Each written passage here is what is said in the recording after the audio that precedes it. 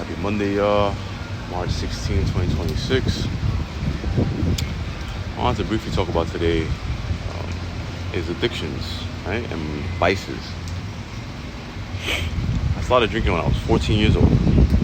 I stopped drinking finally at 44. But that's 30 years of drinking, right?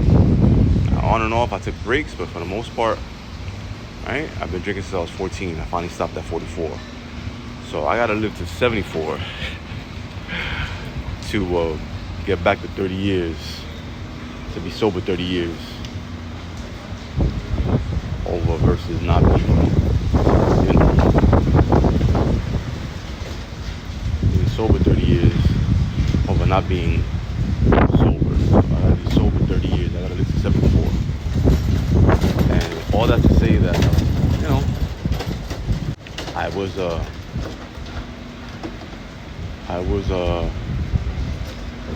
by Herald Square on I was by Herald Square on Friday night, right? And you know, I guess it was the vibe of the night. You know, it was a beautiful night. Vibe of the people, whatever you want to call it, but you know, I had the urge to drink. I'm not even gonna lie. I for sure had the urge to drink, man. And you know, might want to call it muscle memory, right?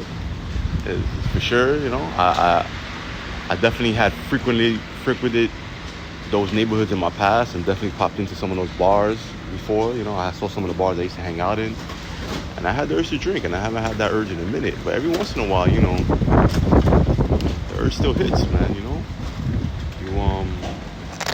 it's like a sudden rush of adrenaline, and you feel a nervous excitement, and you're like, oof. You know, I call it a lot of times the monkey on your neck, you know, the monkey on your back. My wife says too, you know, she told me, like, yeah, that's the devil. And that could be that too, you know.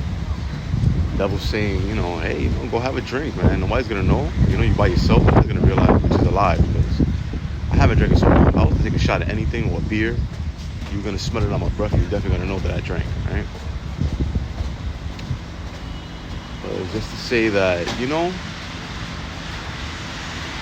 every day is a new day when it comes to being sober. Every day is a new day when it comes to not drinking, not using, you know, hardcore drugs, narcotics, whatever you want to call it. Every day is a new day, man. And there's a verse in the Bible that says the devil walks around like a roaring lion, looking who he can devour. Right? Looking who he can devour. We went over that yesterday in Bible class. So the point is, you know, you always gotta stay diligent, man. I always gotta stay on point for myself. I always gotta keep on myself about staying sober and my sobriety, you know. Like,